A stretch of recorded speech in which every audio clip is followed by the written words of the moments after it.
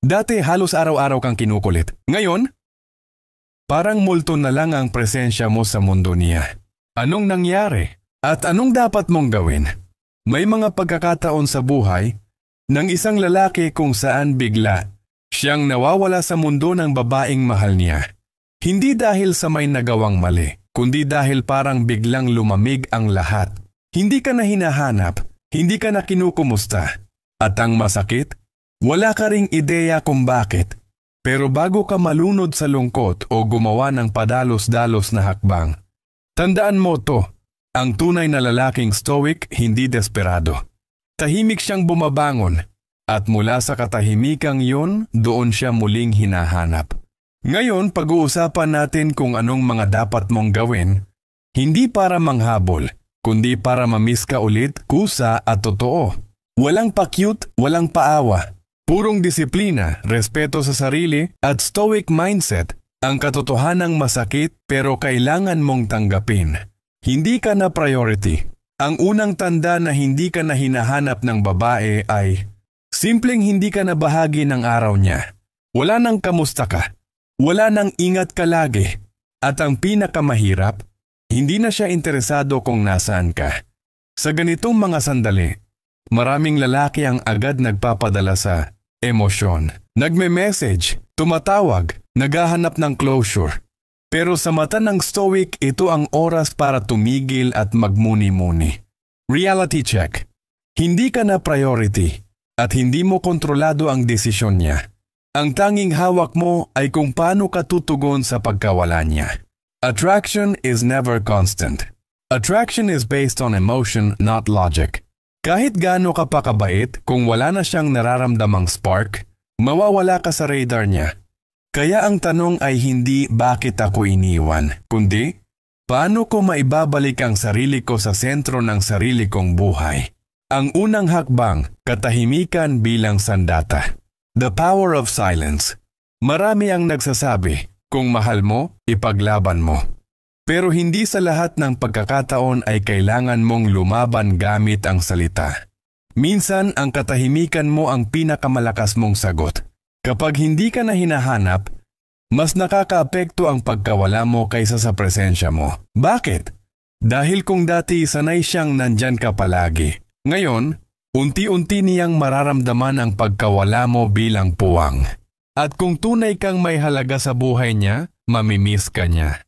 Cut the access. Kung lagi kang available, predictable ka. Kung predictable ka, hindi ka na exciting. Kaya ano ang solusyon? Iputol ang access. Hindi ibig sabihin na maging bastos ka. Ibig sabihin lang, bumalik ka sa sentro mo. Huwag kang mag-post ng para sa kanya. Huwag kang magparamdam. Live as if she never existed. At dyan nagsisimula ang misteryo. Dyan nabubuo ulit ang attraction. Magbago para sa sarili mo, hindi para sa kanya. Focus on self-improvement. Maraming lalaki ang nagiging obsessed sa pagbabalik ng babae. Ang problema? Ginagawa nila ang pagbabago hindi para sa sarili, kundi para mapansin lang. Mali, kapag ganito ka magbago, mababaw. At madaling mapansin na hindi totoo. Level up physically, emotionally, financially. Kung dati ay di ka consistent mag-gym, ngayon gawin mong disiplina. Kung dati ay palaging ikaw ang nagpaparaya, ngayon piliin mo ang sarili mo. Create a life she's no longer part of. Isa sa pinakamalupit na reality sa stoicism ay ito. Kailangan mong bumuo ng buhay kung saan hindi na siya bahagi. Bakit? Dahil sa ganitong paraan, tunay kang makakawala sa attachment. At ironically, sa sandaling masaya ka nang wala siya. Doon siya biglang maiintriga. Doon siya magtatanong, bakit parang ang ayos-ayos mo na kahit wala ako? Ang stoic mindset sa panahon ng kawalan. Huwag mong hayaan na emosyon ang magdikta. Ang common na trap ng mga lalaki, emosyon. Galit, lungkot, selos, insecurity. Lahat yan kapag pinairal mo, lalabas kang desperado, weak at walang backbone. Pero kapag nag-practice ka ng stoic control, mapapansin mong kahit umiikot ang mundo sa sakit na nararamdaman mo, kalmado ka pa rin. Bakit? Dahil hindi mo hawak ang ginagawa ng iba, pero hawak mo ang sarili mo. Hindi mo kailangan patunayan ang halaga mo. Kung totoo ang pagmamahal niya, hindi mo kailangang humingi ng pansin. Ang lalaki na may mataas na self-worth, hindi humihingi ng validation. Kaya sa halip na sabihin sa kanya, mismo na ba ako? Ipakita mong kahit wala siya, hindi ka nawala sa sarili mo. Kapag nagparamdam siya, huwag ka munang magmadali. Ang tawag ng nakaraan. Darating ang panahon na mapapansin niyang wala ka na. Magsisimula siyang magparamdam. Isang simpleng kamusta o like sa lumang post mo. At doon papasok ang pagsubok. Handa ka bang panindigan ang stoic path mo? O babalik ka sa pagiging available agad? Test of strength. Kapag nagparamdam siya, huwag ka agad tumalon sa tuwa. Tanungin mo muna ang sarili mo. May nabago ba talaga? Worth it ba ang pagbalik niya sa buhay mo ngayon? Ang stoic na lalaki ay hindi basta bumabalik. Pinipili niya kung sino ang pwedeng makapasok muli sa mundo niya. At kung wala siyang bagong ipapakita, huwag kang bumalik sa luma mong sakit. Kung hindi ka na hinahanap ng babae, huwag kang mabahala. Hindi ito katapusan. Sa katunayan, ito ang simula ng panibagong stoic chapter sa buhay mo. Tahimik ka lang. Umiwas sa drama. Itaas mo ang sarili mo sa emosyon. At dyan, sa gitna ng katahimikan at pag-level up mo, doon siya biglang lilingon. Pero sa oras na bumalik siya, ikaw na ang may desisyon. Tatanggapin mo pa ba siya? O napagtanto mong mas mahalaga pala ang katahimikan kaysa sa presensya ng taong dati? Mong pinagpapahalagahan? Bakit lalo siyang lumalayo? Psychological pattern ng paglayo. Ang babaeng lumalayo ay hindi palaging nangangahulugang may iba. Minsan simple lang, nabawasan ang mystery mo. Palagi kang available. Lagi kang nagpapakita ng emosyon. Lagi mong pinapaalala sa kanya kung gaano mo siya kamahal. At dahil dyan, nasasakal siya. Walang challenge. Walang thrill. At sa mata niya, ikaw ay naging too predictable. Ang attraction ay parang apoy. Kapag sobrang lakas ng hangin, namamatay. Kapag sakto lang, lalong naglalagablab. Ganyan din ang attraction. Kapag sobrang effort mo, nawawala ang spark. Kaya minsan, mas epektibo ang distance kaysa presence. Bakit hindi mo siya dapat habulin? The chase is a trap. Kapag hinabol mo ang isang babaeng lumalayo, anong mensahe ang pinapadala mo? Kailangan kita para buo ako. Hindi ako masaya kung wala ka. Desperado akong mapansin.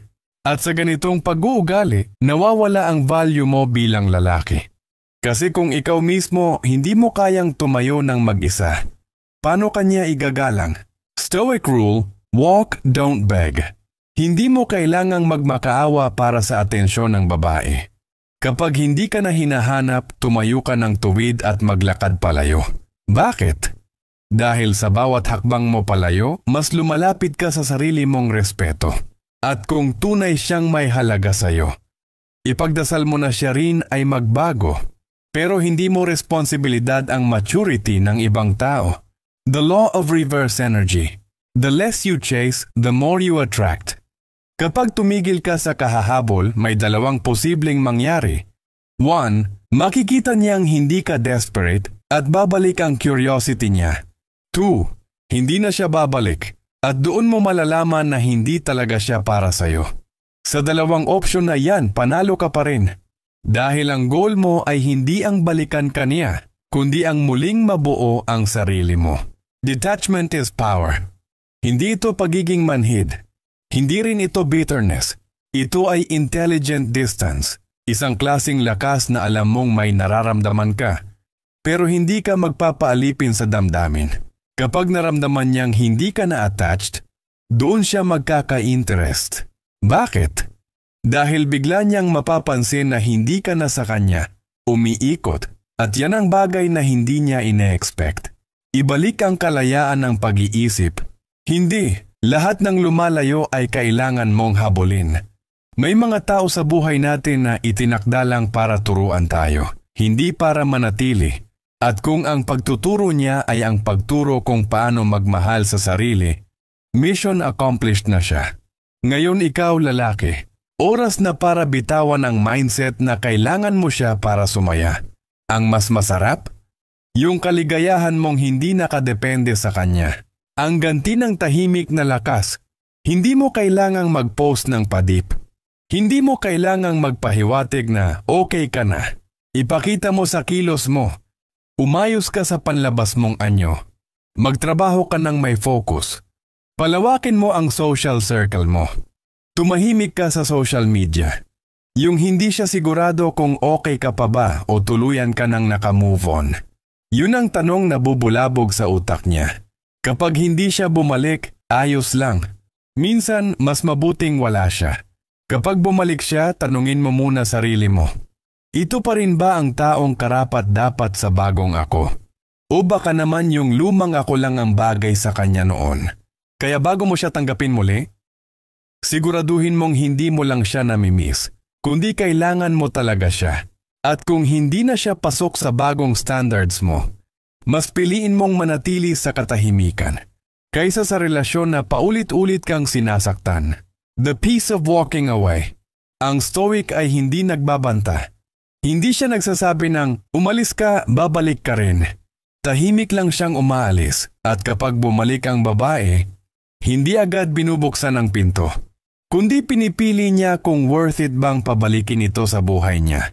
Kung hindi, tahimik siyang magpapatuloy. Ang lalaking may sariling paninindigan ay hindi natitinag kahit pa ang babaeng mahal niya ay lumayo. Dahil alam niyang ang pagmamahal, kung totoo, hindi kailangan habulin.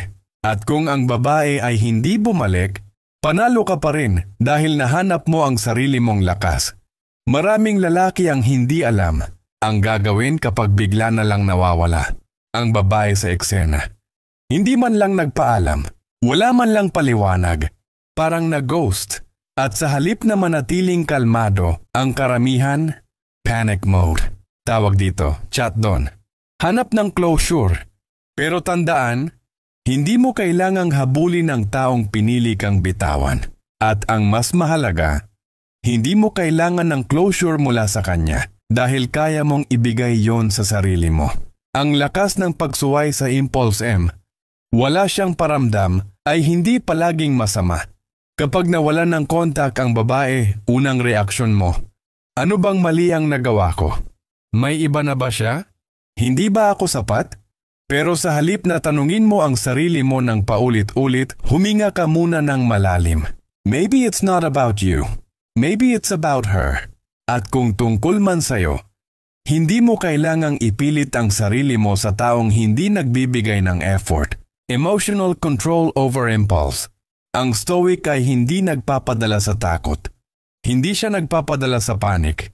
Kapag walang paramdam, kalmado siya. Dahil alam niyang hindi emosyon ang dapat magdikta ng kilos niya, kundi prinsipyo. Kapag gusto mong mag-message out of fear, lumakad ka muna. Kapag gusto mong mangulit dahil sa lungkot, magsulat ka muna. Kapag gusto mong ipaglaban ang wala na, tanungin mo muna kung totoo pa bang may dapat ipaglaban. Paano ka magre-respond sa katahimikan? Choose your silence. Hindi lahat ng katahimikan ay kawalan. Minsan ang katahimikan ay sagot na. At bilang isang stoic, ang response mo sa katahimikan ay hindi emosyon, kundi disiplina. Hindi ka maglalabas ng sama ng loob sa social media. Hindi ka maglalasing at magdrama. Hindi ka magme-message ng, bakit di ka na nagre-reply? Dahil alam mong ang tunay na lalaki ay hindi nakikiusap sa atensyon. Ibalik ang focus sa sarili. Kesa maghintay ng text niya, unahin mong i-text ang disiplina mo. Mag-aral, magtrabaho, mag-ehersisyo, mag-reflect. Magplano ng mas malalim na buhay. Kapag walang paramdam ang babae, mas bigyan mo ng paramdam ang sarili mong halaga. Ang hindi pagsagot ay sagot na rin. Ghosting is a choice. Kapag pinili ka niyang i-ghost, isa lang ibig sabihin niyan. Hindi ka niya kayang harapin. At kung hindi ka niya kayang harapin, ibig sabihin wala siyang respeto. Hindi lang sa'yo kundi sa sarili niya. At ikaw? Hindi mo kailangan ng paliwanag mula sa taong walang lakas ng loob magpaliwanag. Stoic mindset, acceptance without bitterness. Ang stoic ay hindi bitter. Hindi siya nagtatanim ng galit. Tinatanggap niya ang sitwasyon, pero hindi niya binibitawan ng respeto sa sarili. Ang pananahimik niya ay hindi pagtanggap ng pagkatalo, kundi paninindigan na hindi niya kailangang habulin. Ang hindi para sa kanya, ang tunay mong laban ay sa loob mo. Self-battle between ego and worth. Kapag iniwan ka, ang unang nasasaktan ay ang ego. Pero ang dapat mong palakasin ay ang self-worth. Ang ego gusto ng revenge. Ang self-worth gusto ng peace. Kaya sa halip na magplano kung paano siya pagbabalikan o paiiyakin, magplano kung paano ka magiging mas maayos, mas disiplinado at mas buo. Hindi ka nabawasan dahil iniwan ka. Isa sa pinakamasakit na akala ng isang lalaki ay ito. Iniwan ako, ibig sabihin may kulang sa akin. Pero hindi laging ganon. Minsan, ang iniwan ay hindi kulang, kundi hindi lang nakita ng babae ang tunay mong halaga. At kung hindi niya nakita, huwag mong ipilit. Kasi kung ipipilit mo ang sarili mo sa taong hindi tumitingin, ikaw din ang masasaktan. Kapag bumalik siya, ikaw na ang may desisyon. The inevitable return. Kapag nakikita niyang tahimik ka pero gumaganda ang buhay mo, magugulat siya. At kapag napagtanto niyang hindi ka na umaasa, may intriga siya. At diyan nagsisimula ang balik. Pero ngayon, hindi na ikaw ang naghahanap. Ikaw na ang tinitingnan. Stoic response, may standards ka na. Kapag nagparamdam siya ulit, tanungin mo ang sarili mo. Worth it pa ba siya? Deserving ba siya sa bagong ako? May tunay bang pagbabago o dala lang ng guilt ang pagbabalik niya? At kung walang bago, huwag mong sayangin ang katahimikan at paglago mo. Dahil ang stoic, hindi basta bumabalik sa dating sakit. Dumaan ka na sa katahimikan, sa pag-atras, sa self-discipline, sa matinding pag-reflect. Hindi mo siya hinabol, hindi mo siya kinulit. Tahimik kang naging mas mabuting lalaki. At ngayon, siya na ang bumabalik. Nagpaparamdam, nagtatanong, kumokonek ulit.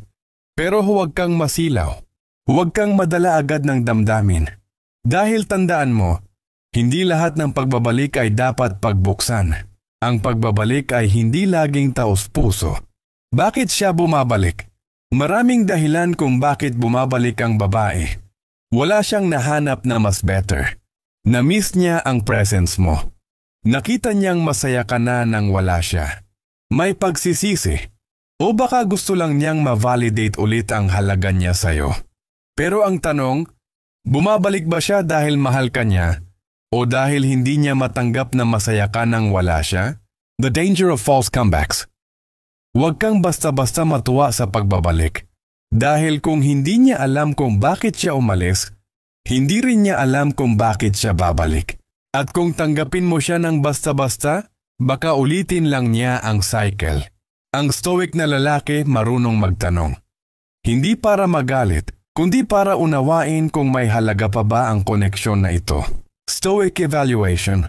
Tanungin mo muna ang sarili mo. Bago ka mag-reply, bago ka mag-entertain, bago mo siya i-welcome ulit sa buhay mo. Tanungin mo muna ang sarili mo. Naka-move on na ba talaga ako? May respeto pa ba ako sa kanya? Compatible pa ba kami ngayon na nagbago na ako? Gusto ko ba siyang balikan o na-miss ko lang ang dating kami? Huwag mong ipagkanulo ang sarili mong growth. Kung tatanggapin mo siya, siguraduhin mong hindi mo tinatapakan ang prosesong pinagdaanan mo. Kasi kung siya ay babalik lang na parang walang nangyari, baliwala lahat ng pinaghirapan mong healing. Ang stoic ay marunong tumanggap, pero marunong din tumanggi kung kailangan. Kapag tinatanggap mo siya, may bago ka ng pamantayan. Establish new boundaries. Kung pipiliin mong bigyan siya ng second chance, dapat may malinaw na pagbabago. Clear na expectations, mas malalim na communication, at pinaka-importante, non-negotiables. Hindi mo na pwedeng hayaan siyang gawin ulit ang ginawa niya noon. Dahil ang pag-ibig na walang standards ay nauuwi sa paulit-ulit na sakit. Huwag mong isuko ang binuo mong katahimikan. Ang katahimikan na tinamasa mo habang wala siya. Yung growth na nakuha mo sa pag-iisa. Huwag mong isuko para lang bumalik sa dating sakit. Kung babalik siya, dapat kaya niyang irespeto ang bago mong mundo. At kung hindi niya kaya, huwag mo siyang isiksik. Kapag pinili mong huwag na siyang tanggapin, hindi ka masamang tao kung pipiliin mong tumuloy. Minsan, ang best response ay hindi, tara, balikan natin. Minsan, ang best response ay, salamat sa pagbabalik mo, pero iba na ako ngayon. Hindi na kita kailangan para maging buo. At sa sandaling mas pinili mong respetuhin ang kapayapaan mo kaysa sa damdamin mo, doon mo masasabi na stoic ka na talaga. Let her see the man you became. Hindi para magyabang, hindi para ipamuka, kundi para ipakita sa kanya na hindi siya ang dahilan ng pagbangon mo, kundi ikaw mismo. At kung may matutunan man siya sa pagbabalik na hindi mo tinanggap, yun ay ang aral ng pagkawala. Minsan, para matutong magpahalaga ang isang tao, kailangan niyang hindi ka na ulit makita. The final stoic mindset. Hindi mo kailangang gumante, kundi magdesisyon. Hindi mo kailangang iparamdam sa kanya ang sakit na naranasan mo. Dahil ang tahimik mong pagdedesisyon na hindi na siya bahagi ng mundo mo, mas mabigat yun kaysa sa anumang panunumbat. Ang stoic ay hindi naghahanap ng ganti. Ang stoic ay naghahanap ng direksyon. Choose peace over passion. Maaring mahal mo pa rin siya. Maaring may parte sa puso mo na gustong bumalik sa nakaraan. Pero ang tanong, deserve ba ng bagong ikaw ang dati ninyong relasyon? Kung hindi na, piliin mo ang katahimikan. Piliin mo ang sarili mo. Piliin mo ang stoic na lalaki na natutong hindi umasa kundi lumago. Dumating na siya, nagparamdam, nagtanong, naghahabol. Pero ngayon, ikaw na ang may kontrol. Kung tatanggapin mo siya dahil pinili mong gawin yon, hindi dahil desperado ka. At kung hindi mo siya tatanggapin, dahil pinili mong protektahan ang sarili mong katahimikan. Ano man ang piliin mo, stoic man o hindi, ang mahalaga, hindi mo na sinasakripisyo ang respeto mo para sa sarili mo.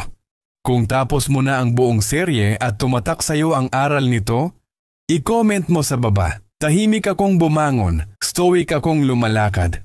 I-like mo ang video kung nakatulong ito sa iyo at i-share sa kapwa mong lalaking naglalakbay sa katahimikan.